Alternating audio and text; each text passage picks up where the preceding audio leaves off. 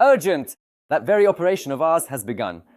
Crimea is under massive attack, isolation is in full swing. Saldo is in hysterics, the ring around the occupiers is tightening. The Ukrainian blockade of the peninsula has become systematic. Not a gain, but a foundation. The AFU smashed the Konhar Bridge and more. The logistics collapse is becoming unbearable. Russian Z-War correspondents panic, admitting total helplessness. But Crimea is just a diversionary tactic. Syrskyi's secret order has been put into effect. Where and when the AFU will make the decisive move of their campaign. Greetings! This is the Ukraine Today channel. My name is Andrei Silakov. Watch all the latest details from the Southern Front right now. The latest news from the south. Ukraine's defense forces are systematically and powerfully breaking into Crimea, literally squeezing the occupation group in a pincer movement. As AFU Commander-in-Chief Oleksandr Syrskyi officially reported, through the rapid scaling of middle strike-class drones, Ukrainian troops have already established firm fire control over the land corridor to the peninsula and other vital enemy supply routes. Thanks to the scaling of middle strike drones, Ukraine has already achieved fire control over the land corridor to Crimea and other critically important supply routes for Russian troops in the south. This is a historic moment for the state to force Russia into peace and end the war from a position of strength. But for this, weapons or technology alone are not enough. A new system of military service is needed. The current 24 hours have brought new devastating consequences for the occupiers.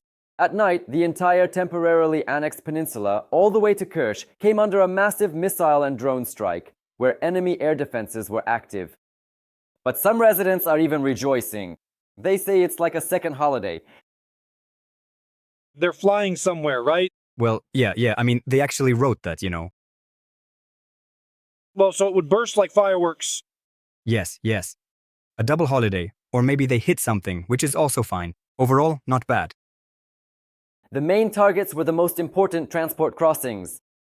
Precise hits have disabled the railway bridge in Chonhar and the road bridge from Henichesk towards the Arabat Spit.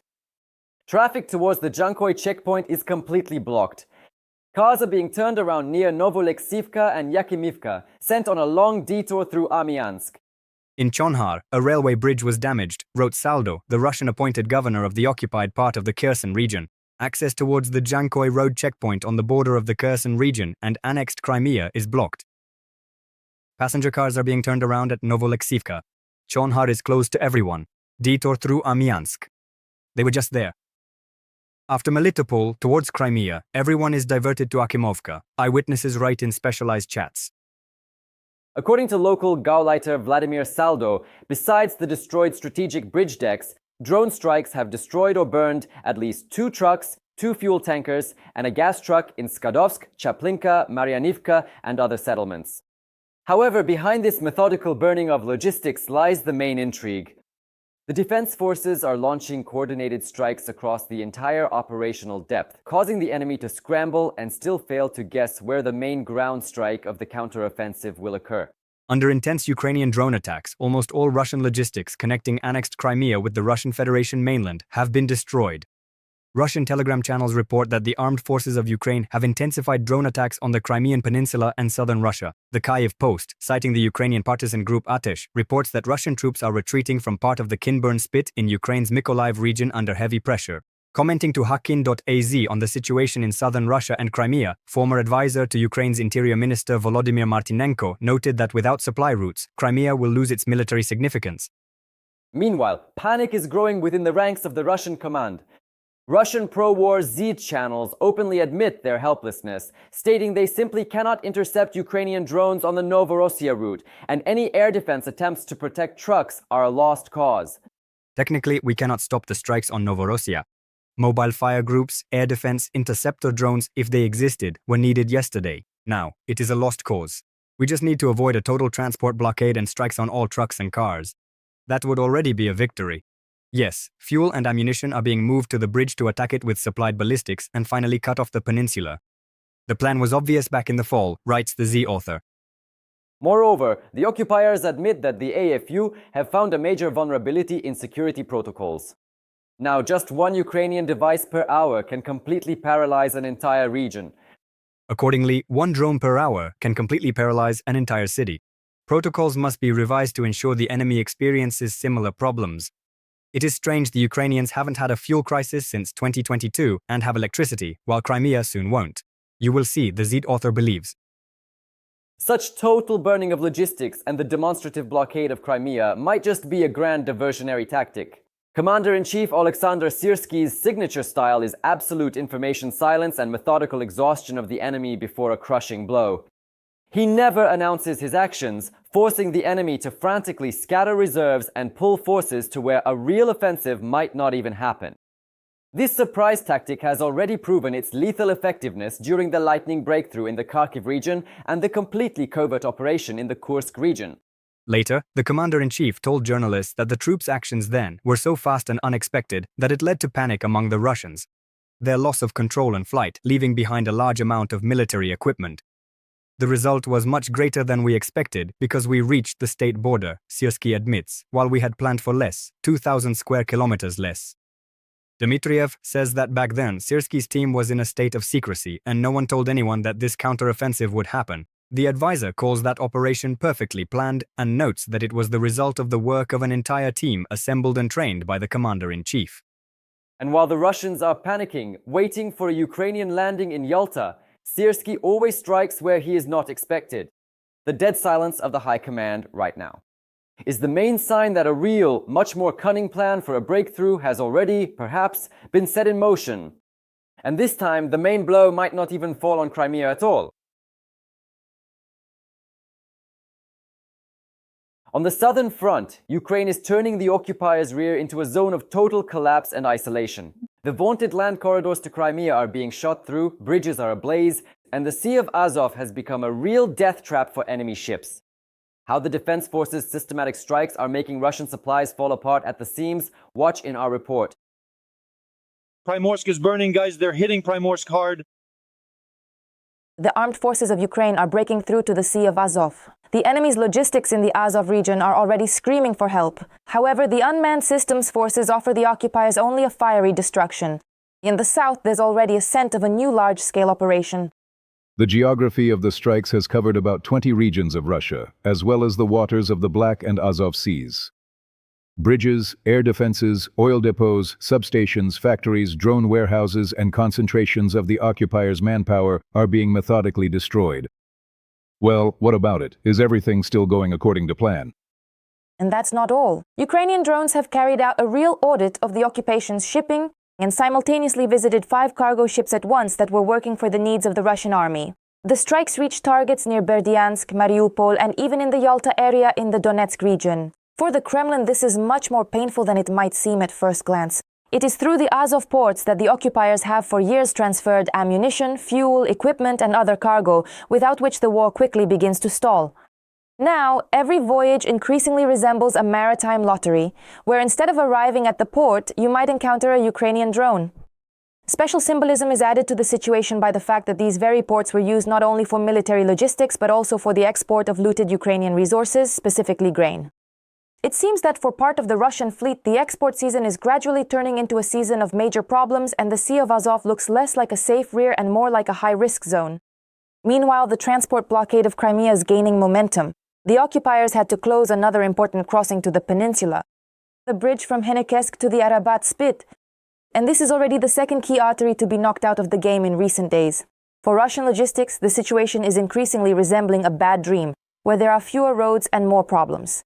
Petro Andriushchenko, head of the Center for the Study of Occupation, reports that the strike likely hit one of the bridges near the Henikesk-Arabat Spit. Combined with the problems in the Chongar direction, this creates an extremely unpleasant picture for the Russian troops. What was recently considered a reliable rear is gradually turning into a bottleneck, through which it's harder to push troops, equipment, and ammunition. This looks especially painful against the backdrop of the fuel crisis. After a series of Ukrainian strikes on oil depots and logistics facilities, the occupiers have already faced disruptions in fuel supplies. Now, every new blocked route only intensifies the effect. It seems that Russian logistics is starting to work on the principle: the longer the road to Crimea, the shorter the supplies in the tanks. And the most unpleasant thing for the Kremlin is that problems are piling up from different sides at the same time. Ukrainian drones are increasingly hunting fuel tankers and trucks deep in the rear, while land routes to the peninsula are under constant control. If Crimea was once called Russia's unsinkable aircraft carrier, now it more and more resembles an island being slowly but surely cut off from supplies. It's also restless in the Donetsk region. Russians are recording recommendations for traveling the Mariupol-Donetsk highway. They say the speed should be at least 160 kilometers per hour and to watch the sky closely for any incoming surprises. Maximum vigilance. Watch the sky. Don't turn on music, smoke cigarettes, or drink coffee. The task is to watch the sky to make it as clear as possible that nothing is hanging over your head. There is no peace for the enemy even where they counted on a quiet rear. It seems the occupiers in Mariupol and the Azov region have ended up in an endless series called Impact Flash Blackout. What was supposed to be a showcase of restoration for Russian propaganda increasingly resembles a territory where the lights go out more often than good news appears for the occupation administration. The most interesting thing is that the strike on the substation isn't about light bulbs in apartments at all. For the Russian army, this is a strike at the very heart of logistics. Key supply routes for the southern front pass through Mariupol, and the railway, on which the occupiers placed a huge bet after the problems with the Crimean bridge, quickly turns into expensive scrap metal without electricity. No power, no normal train movement, which means problems arise with the delivery of fuel, equipment, and ammunition. As a result, the Russians have to transport cargo in vehicle convoys. And here the most unpleasant part begins. The roads get clogged with trucks and fuel tankers, which become excellent targets for Ukrainian drones. It turns out to be quite an ironic picture. Trying to save their logistics, the occupiers themselves turn it into a long line of potential targets. And along with the lights, the Kremlin's main myth of a safe rear also disappears. Mariupol, which Russian propaganda has tried for years to show as a symbol of stability under occupation, increasingly resembles a city under constant fire control. And the more often substations go out there, the harder it is to explain to locals why this quiet rear lives by the laws of a frontline zone. The picture for the Kremlin looks less and less controlled. The Azov coast, land routes to Crimea, fuel logistics, and rear hubs, all this is gradually turning into a system where every new supply artery lasts only until the first failure. Russian propaganda is still trying to sell the idea of stability, but reality makes its own adjustments every time. Cargo moves slower, routes become longer, and the risks get closer. And in this new geography of war, the main question is no longer where the next strike will be, but how many more routes this logistical structure will withstand before it starts to fall apart along its entire length. And while the occupiers' frontline logistics burn in the south, the defense forces are dealing a crushing blow to the enemy's fuel heart deep in the rear. In Tatarstan, two powerful refineries were hit at once, including the giant Tenneco, which processed 16 million tons of oil a year and fueled the Russian war machine. How do Ukrainian long-range sanctions work? Why will the intensity of these strikes only increase? Watch the report. With wholesale gasoline prices rising 30 to 40% since the start of the year, fuel in Russia has begun to actively increase in price in the retail segment as well. According to Rosstat, the average cost of gasoline at Russian gas stations rose by almost 1% in the first week of June. For comparison, overall inflation for this period was 0.2%. Simply put, the rise in fuel prices outpaced inflation by almost 5 times. The maximum jump of 7.5% in 7 days was recorded in Russian-occupied Sevastopol, where fuel is sold by coupons due to shortages.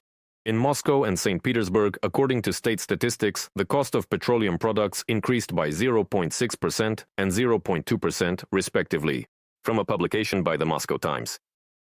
The fuel shortage in Russia and, as a result, its price increase was a direct result of the effective work of Ukraine's defense forces. In the first 5 months of 2024, Ukraine hit 15 Russian oil refineries. Almost 40% of the aggressor state's primary oil refining has been knocked out, President Vladimir Zelensky reported. And since the beginning of June, several more large enterprises of the Russian oil refining industry have joined this list. Over the last 2 days, units of the Ukrainian Defense Forces have struck a number of military, logistical, and industrial facilities in the Russian rear. One of them was the Afipsky oil refinery in the Krasnodar region. The enterprise plays a vital role in providing military logistics for the aggressor state. Furthermore, according to the General Staff of the UAF, on the night of June 12th, Ukrainian Defense Forces hit 2 refineries in Tatarstan. Also under attack was an industrial plant in the Samara region, involved in the production of synthetic materials used not only for solid rocket fuel, but also for high-octane gasoline additives. Ukraine is responding quite justly to the Russian war, and our warriors are doing it accurately. It is important that we are achieving our set goals on the front line as well. Russian assaults must not give the occupier the results that the Russian political leadership defines. This is important from all points of view. The main thing is that finally we can move towards real, effective diplomacy. The front must disappoint Russia, and this is a condition for the main task we all need, peace for Ukraine. I thank everyone who understands this and who defends our national interests exactly as it is needed. Systematic attacks by Ukraine's defense forces prevent the aggressor country from restoring its production capacities. For example, the same Afipsky refinery was hit by Ukrainian drones in August, September, and November of last year. In 2025, Ukraine carried out twice as many long-range attacks as in all previous years of the war combined. And in 2026, military and strategic sites on the Federation's territory are burning even more frequently. The Sberbank Center for Macroeconomic Research warned that petroleum products will be one of the key risks for further price increases in the country. Experts note that if problems with fuel supply and refining persist until the end of summer, inflationary pressure on the Russian economy will significantly increase. Russia is turning into a gasoline importer. Yes, it remains an oil exporter, but it's turning into a gasoline importer. If we look again at the same budget, we'll see that over 2 months, April and May, in the form of a fuel damper, using the existing mechanism, the Ministry of Finance returned 700 billion rubles to oil companies because otherwise they too will be lining up for bankruptcy. In May, oil production in Russia dropped to 9 million barrels per day. This is the lowest figure in the past year, Bloomberg reports, citing OPEC data. And it's also 690,000 barrels below the level set for Russia under the OPEC Plus agreement. The result is a vicious cycle. There are fewer and fewer properly functioning refineries in Russia. Repairing them is difficult and expensive due to repeated strikes and sanctions. All that's left is to export crude oil to China and India with massive discounts. Victoria Chistyukina for the Freedom TV channel. Meanwhile, in Brussels, a major political breakthrough for Ukraine is being prepared. European Council President Antonio Costa is gathering EU leaders for a crucial summit where Volodymyr Zelensky will address partners and Kiev will be officially congratulated on the historic opening of the first cluster of EU accession talks. All the details of Ukraine's upcoming diplomatic victory on its path to the large European family are coming up next in our report. Ukraine has received the 7th tranche of financial aid under the Ukraine Facility Mechanism to support the state budget, totaling €2.8 billion. In turn, the Ukrainian government approved changes developed jointly with the European Commission, central executive bodies, and members of parliament. The disbursement of the tranche and the update of the Ukraine plan within the Ukraine facility signify the successful completion of a major reform stage and create conditions for attracting an additional €8.35 billion in support under the Ukraine Support Loan Initiative, the head of the Ukrainian government reported. We are updating 35 steps of the plan and adding 26 new ones. Among the main focus areas are the rule of law, energy, corporate governance, and other key sectors. The new and updated indicators are synchronized with Ukraine's European integration commitments, benchmarks of the EU membership negotiation process, and the adaptation of Ukrainian legislation to European Union law. Implementing the updated Ukraine plan will allow for attracting financial support for macroeconomic stability and the country's recovery. Yulia Svyrydenko, First Deputy Prime Minister of Ukraine, Facebook. The official opening of the first negotiation cluster, Fundamentals for Ukraine and Moldova, is expected on June 15, 2026, reported EU Commissioner for Enlargement Marta Kos. On that day, 2 separate intergovernmental conferences will be held in Luxembourg, formally launching this key stage of European integration. But first, in Kyiv, representatives of European agencies discussed how close Ukraine is to joining the European Union. On June 11th, the second phase of the 3Z4U program kicked off in Kyiv. This is a large-scale international project implemented by the German Society for International Cooperation on behalf of the German government and the European Union. The program's goal is to help Ukraine align its national legislation with European Union standards. The main focus is on 2 negotiation clusters, judiciary and fundamental rights, and justice, freedom and security. Germany is a steadfast supporter of Ukraine's accession to the EU. The launch of the second phase of the 3Z4U program opens a new stage of support aimed at the consistent implementation of reforms in the rule of law, with a special emphasis on judicial reform, fundamental rights, and law enforcement reform. Germany will continue to support Ukraine in strengthening the rule of law and preparing for EU accession. And we are very pleased that the European Union has joined these efforts. At the meeting of European Union leaders, which will be held on June 18th and 19th in Brussels, Ukrainian President Volodymyr Zelensky will speak. This is stated in an invitation letter on behalf of the head of the European Council. Antonio Costa expects that by the time of the meeting, the first cluster in the negotiations on Ukraine's accession to the European Union will be open. Our meeting will provide an opportunity to send a strong signal of unity, and I look forward to the opportunity to welcome the opening of the first cluster in the negotiations on the accession of Ukraine and Moldova to the EU, which is an important milestone on their path to the European Union. This will put an end to the long-standing deadlock in the accession process of these two countries. Antonio Costa, President of the European Council, from a publication on the European Council website. The leaders of the Nordic Baltic 8 countries expressed support for the opening of all negotiating clusters for Ukraine's accession to the European Union as early as this summer. This is stated in the final declaration of the summit. The leaders emphasized that the future of Ukraine and its citizens is linked to the European Union.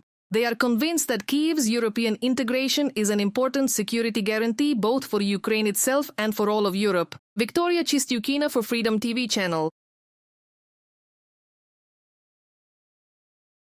And what do you think about these events? Write your opinion in the comments, give it a like, and stay informed about the main things. More to come.